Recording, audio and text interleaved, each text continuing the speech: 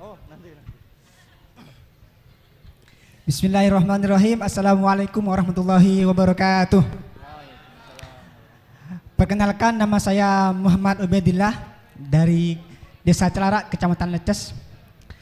Sebelum saya bertanya Gus, saya ingin menyampaikan bahwa saya ini pendukung Prabowo garis keras Gus. Tapi itu dulu, ya sorry ya. Itu dulu Gus. Kenapa? Apa, Mas? Kenapa? Karena sekarang sesuai apa yang disampaikan guru saya yang di Bedri Duja Keraksan, beliau menyampaikan semua paslon baik, tapi yang terbaik yaitu nomor 1. Amin Gus. Baik dari nasabnya dan rekam jejaknya. Kita sudah tahu bahwasanya Gus Muhaimin ini merupakan asli keturunan dari pendiri Nahdlatul Ulama. Dari sebelum lahir sudah NU, beliau sampaikan itu.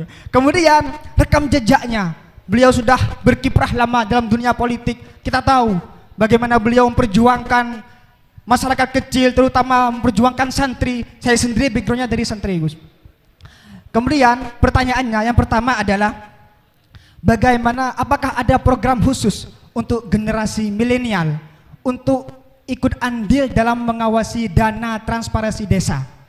Apalagi sekarang Gus Muhaimin mengadakan program 5M per desa tiap tahun. Kalau ini salah, maka akan desa akan rusak, tidak akan fasilitas layanan tidak akan terlaksana semuanya. Apakah ada program khusus untuk milenial untuk ikut andil dalam mengawasi transparansi desa itu?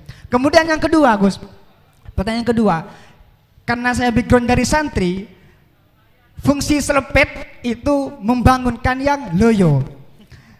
Kita lihat fenomenanya, ketika diselepet anaknya itu nangis, kemudian lapor ke bapaknya gitu.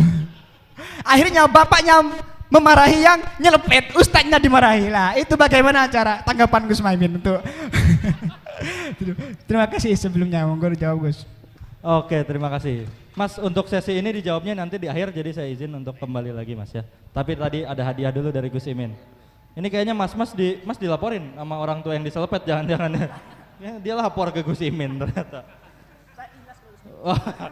Oh, ada baju kaos Mas. Dibuka dulu Mas. Kaosnya Mas. SGI. Nah, spesial.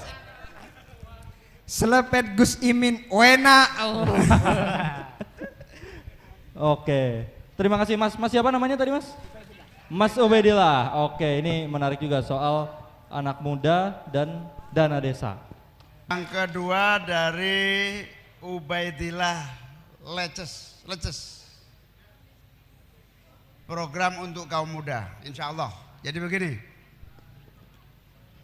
20 tahun terakhir ini, itu semua bilang bonus demografi. 52% penduduk Indonesia adalah kaum muda.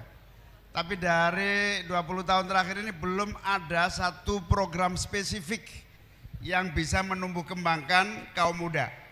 Karena itu insya Allah amin menang, kita sudah yakin 5% APBN atau sekitar 150 triliun anggaran negara akan khusus digunakan untuk kaum muda. Kaum muda itu ada beberapa hal, tadi termasuk menjawab saudara Muhaimin. Satu, yang mau bisnis tersedia modalnya. Dua, yang mau beasiswa ilmu sampai S2, S3 kita perbanyak. Tiga, yang mau ambil kursus cepat, fashion digital kah, yang kursus jangka pendek kita sediakan. Nah intinya kaum muda yang jumlahnya besar tidak boleh disia-siakan, karena usia muda ini hanya puncaknya nanti tahun 2035. Tahun 2030 anak muda sudah mulai turun jumlahnya, waktu kita pendek 7 tahun, sehingga harus pemerintah punya komitmen untuk investasi buat kaum muda. Apa itu?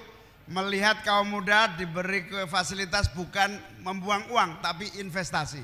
Melihat potensi kaum muda itu sebagai valuasi, kesempatan untuk menanam bagi pemetik berikutnya. Karena itu jangan khawatir, termasuk dana desa harus diawasi oleh anak-anak muda. Karena anak muda punya tanggung jawab menyelamatkan seluruh yang ada, dan pemerintah siap memfasilitasi kaum muda. Itu yang paling penting, saling menopang, pemerintah menopang, kaum muda menopang.